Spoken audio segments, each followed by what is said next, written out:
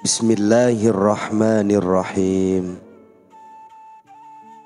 Alhamdulillahi rabbil alamin. Assalatu wassalamu alaika ya sayyidi ya Rasulullah. Khudh biyadi qallat hilati adrikni. Islam sangat menghargai pengembangan pemikiran. Karenanya kita harus mengasah pikir agar bisa menemukan Tuhan. Kita hendaknya merenungkan sesuatu yang nyata dan yang tersembunyi atau gaib agar dapat membangkitkan daya energi kolbu. Berpikir merupakan perintah Allah Subhanahu wa ta'ala, sebagaimana disebutkan dalam Al-Quran. Sesungguhnya dalam penciptaan langit dan bumi, silih bergantinya malam dan siang, bahtera yang berlayar di laut membawa apa yang berguna bagi manusia, dan apa yang Allah turunkan dari langit berupa air. Lalu dengan air itu Dia hidupkan bumi sesudah mati atau keringnya, dan Dia sebarkan di bumi itu segala jenis hewan dan pengisaran angin dan awan yang dikendalikan antara langit dan bumi. Sungguh terdapat tanda-tanda keesaan dan kebesaran Allah bagi kaum yang memikirkan. Quran Surat Al-Baqarah ayat 164. Memikirkan dalam ayat tersebut sama halnya dengan berpikir dari kata pikir atau tafakkur. Tujuan ayat tersebut agar kita menggunakan daya pikir untuk merenungkan, sehingga akidah kita benar-benar mantap bahwa Tuhan yang disembah itu benar-benar ada. Tentu saja yang dipikirkan dan direnungkan adalah tanda-tanda ciptaan Allah. Alam terbentang luas merupakan tanda-tanda nyata. Ikan-ikan di laut, plankton adalah contoh tanda kebesaran Allah yang bersifat gaib atau tidak bisa dilihat secara langsung, termasuk bakteri dan organ tubuh bagian dalam kita. Pernahkah selama ini kita mengamati silih bergantinya suasana, silih bergantinya siang? Karena semenjak lahir kita mengalami hidup di waktu siang dan di waktu malam, maka keadaan seperti itu dianggap sebagai rutinitas dan hal yang biasa, sehingga kita tidak pernah menggunakan pikiran dan kolbu kita untuk merenunginya. Maka perhatikanlah silih bergantinya siang dan malam secara teratur dan tepat waktu. Renungkanlah, sesungguhnya siapakah yang memutar roda suasana itu? Siang dan malam tidak pernah bertemu dalam waktu yang sama. Pergantiannya tidak pernah meleset dalam ukuran jam. Bila satunya pergi, satunya lagi datang, begitu seterusnya. Kemudian cobalah untuk berpikir terbalik. Seandainya hidup ini selalu berada dalam keadaan siang, betapa lelahnya tubuh dan pikiran manusia. Tentu tidak ada waktu istirahat. Maka kesimpulannya, Allah menjadikan siang dan malam agar dikala siang kita bekerja, dikala malam kita gunakan untuk beribadah dan beristirahat. Dan Dia pula yang menjadikan malam dan siang silih berganti bagi orang yang ingin mengambil pelajaran. Atau berpendapat yang dimaksud dengan silih bergantinya siang dan malam dan perbedaan antara keduanya adalah dari segi cahaya dan kegelapannya, serta dari segi penambahan dari pengurangannya. Wahai orang yang terlelap dalam tidur, dibuai mimpi indah, kejadian demi kejadian menantinya di waktu sahur. Jangan engkau terlena kesenangan di awal malam. Betapa banyak tragedi mengerikan terjadi menjelang pagi. Orang yang senantiasa menggunakan akal pikirannya mendapat tempat mulia di sisi Allah. Allah memuji mereka seperti hanya disebutkan dalam Al-Quran,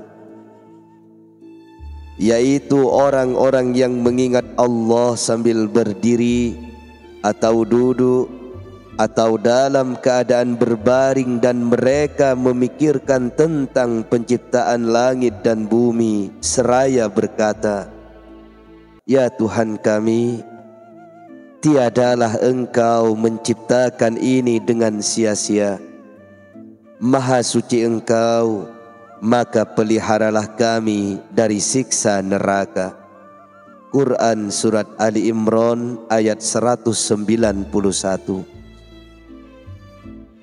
Berpikir yang dimaksudkan ialah memikirkan dan merenungkan ciptaan Allah, bukan zatnya. Akal pikiran tak akan mampu menemukan misteri zat Allah. Tetapi dengan berpikir dan memang tentang ciptaannya, akhirnya kita sampai kepada keyakinan bahwa sesungguhnya Tuhan itu ada dan Dia maha berkuasa. Ketika ada sekelompok orang memikirkan tentang zat Allah, maka Rasulullah sallallahu alaihi wasallam memperingatkan, berpikirlah tentang makhluk ciptaan Allah dan jangan berpikir tentang zatnya, karena engkau tidak akan dapat mencapai kadar substansi wujudnya. Diriwayatkan dalam hadis lain bahwa suatu ketika Rasulullah bertanya kepada sekelompok orang, "Sedang apakah kalian? Mengapa semuanya diam?" Mereka menjawab, "Sedang berpikir tentang ciptaan Allah." Rasulullah berkomentar, "Sebagaimana yang engkau lakukan, berpikirlah tentang ciptaannya. Jangan berpikir tentang zat Allah Azza wa Jalla." Perhatikan dan amatilah belahan barat itu. Terdapat bumi putih, cahayanya keputihan. Keputihannya itu adalah cahayanya sejauh perjalanan matahari selama 40 hari. Di sana terdapat makhluk di antara makhluk-makhluk Allah yang tidak pernah mendurhakai Allah meskipun sekejap. Diriwayatkan bahwa suatu ketika Abdullah bin Umar dan Ubaid menemukan Aisyah radhiyallahu anha. Keduanya berbicara dengan Aisyah dengan dibatasi tabir.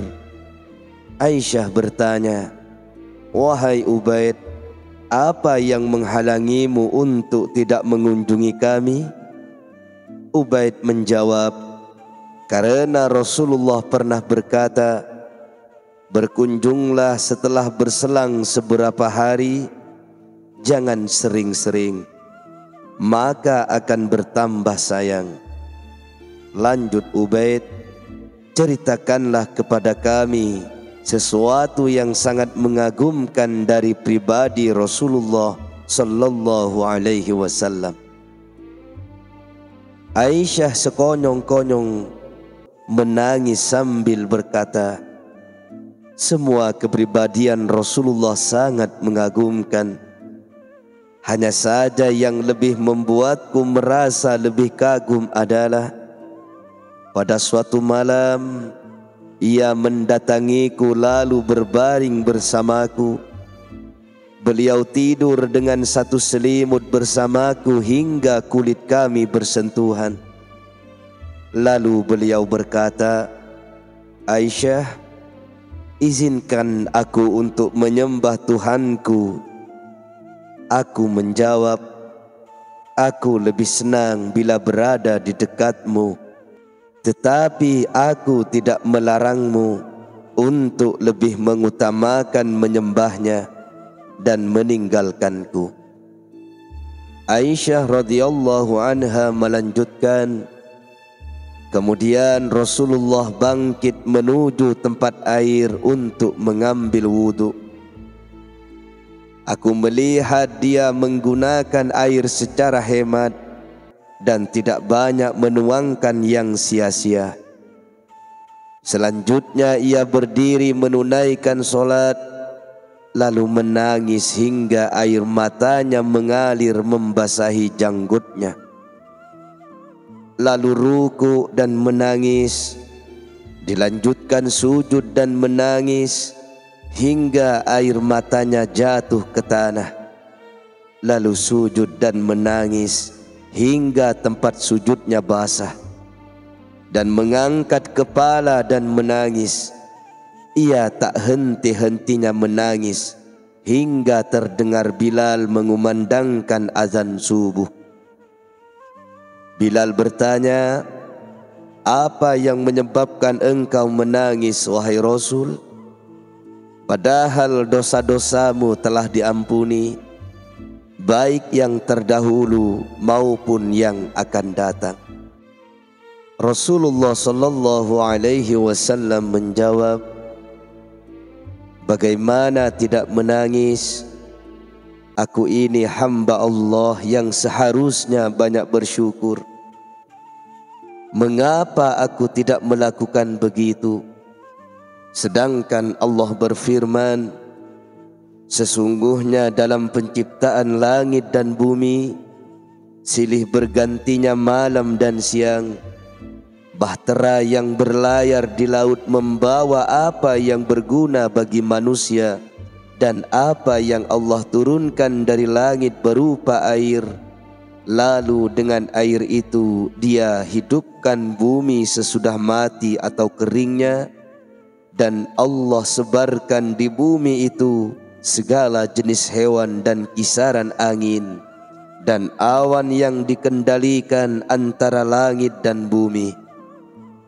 Sungguh terdapat tanda-tanda kekuasaan dan keesaan Allah bagi kaum yang mau memikirkannya. Rasulullah melanjutkan, celaka bagi orang yang membacanya tetapi tidak mau berpikir tentang apa yang dikandungnya oleh ayat tersebut.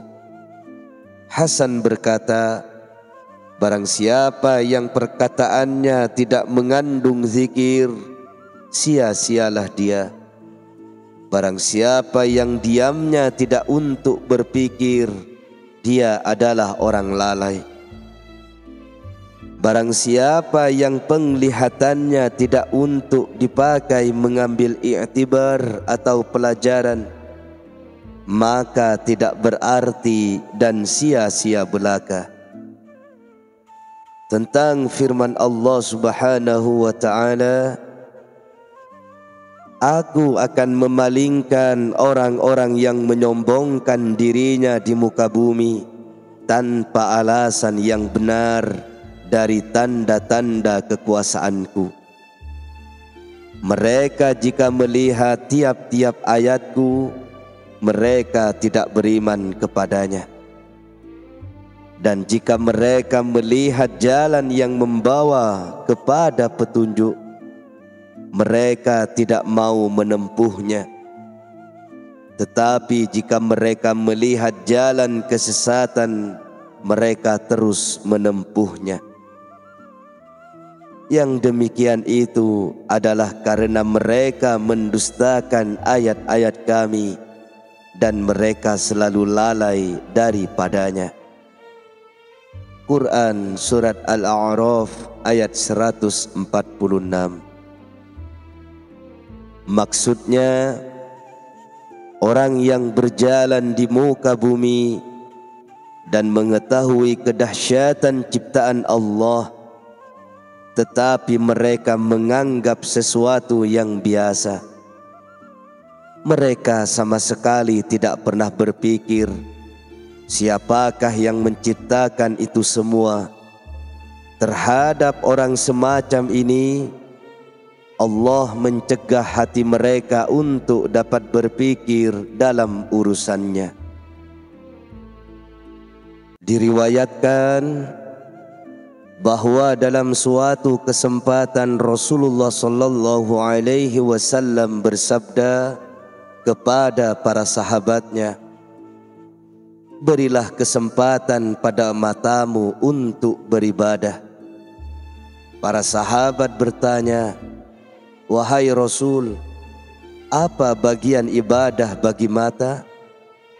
Rasulullah sallallahu alaihi wasallam menjelaskan, membaca mushaf Al-Quran dan memikirkannya, serta mengambil pelajaran dari keajaiban-keajaibannya.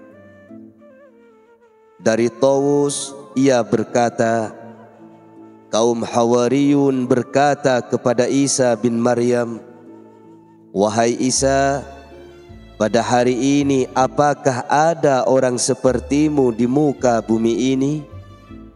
Isa menjawab, "Ya." Tanya mereka, "Siapakah kiranya?"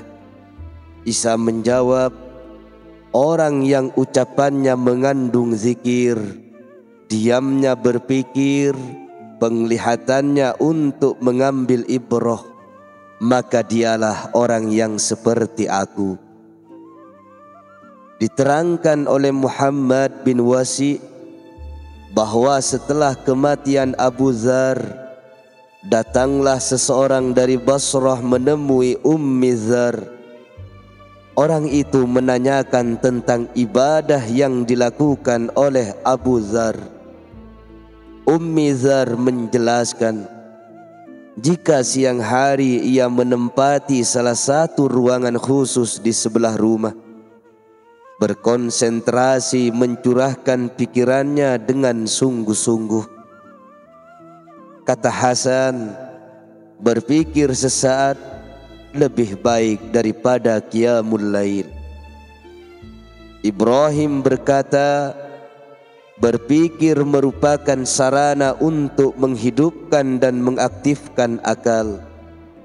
Sementara itu Fadil berkata, berpikir merupakan cermin yang membuatmu dapat melihat kebaikan dan keburukan. Diceritakan bahwa suatu ketika Luqman duduk berlama-lama dalam kesendirian. Saat itu kebetulan ajudannya melintas di hadapannya. Kata ajudannya, "Seandainya Tuan duduk bersama orang lain tentu lebih menyenangkan." Luqman berkomentar, "Sesungguhnya berlama-lama menyendiri lebih bisa berkonsentrasi untuk berpikir secara intensif. Adapun berlama-lama membiasakan berpikir merupakan bukti menempuh jalan menuju surga." Hatim berpendapat mengambil ibrah atau pelajaran dapat menambah ilmu. Mengingat atau berzikir dapat menambah kecintaan. Berpikir dapat menambah rasa takut kepada Allah. Wahab bin Munabbin berkata, Tidaklah seseorang berlama-lama berpikir, melainkan ia akan mendapatkan ilmu pengetahuan. Tidaklah sama sekali seseorang itu mendapatkan ilmu, melainkan ia akan mengamalkannya. Ibnu Abbas berkata, berpikir tentang kebaikan dapat memberi motivasi untuk mengamalkannya. Menyesali kejahatan dapat mendorong untuk meninggalkannya. Pada suatu hari, Abdullah bin Mubarak bertanya kepada Suhail bin Ali dari arah belakangnya. Ketika ia sedang diam berpikir, tanya Abdullah, apa yang sedang kau pikirkan? Jawab Suhail, sirat, yaitu jembatan yang melintas di atas neraka menuju surga. Umar bin Abdul Aziz berpendapat, berpikir mengenai nikmat Allah Subhanahu wa ta'ala termasuk ibadah yang paling baik. Hasan berkomentar, sesungguhnya orang yang terbiasa menggunakan akalnya untuk berpikir secara baik, mereka akan terus-menerus berzikir untuk berpikir dan berpikir untuk berzikir, sehingga keluar dari hati mereka ide-ide yang mengandung hikmah. Kata Bishr, seandainya manusia mau memikirkan tentang kebesaran Allah Subhanahu wa ta'ala, niscaya ia tidak akan mendurhakainya. Ibnu Abbas berkata, salat 2 rakaat namun disertai dengan perenungan secara serius lebih baik daripada salat sepanjang malam tanpa hati. Abu Sulaiman berkata, biasakanlah matamu menangis dan hati berpikir. Katanya pula, berpikir di dunia dapat membuahkan hikmah dan penghidupkan hati. Suatu ketika Abu Shuraih tiba-tiba menangis. Seseorang bertanya, apa yang menyebabkan dia demikian? Abu Shuraih menjawab, aku menangis kepergian umurku, sementara amalku masih sangat sedikit dan ajalku semakin dekat. Kata Junaid, majelis yang paling mulia dan tinggi ialah duduk merenung berpikir dalam wilayah tauhid diterpa hembusan angin kemakrifatan, meminum air dengan gelas mahabbah yang diambil dari lautan cinta, memandang dengan pandangan yang baik dan romantis pada Allah Subhanahu wa ta'ala. Betapa indah dan syahdunya majlis ini. Betapa lezatnya minuman keberuntungan yang besar ini bagi orang yang dianugerahinya.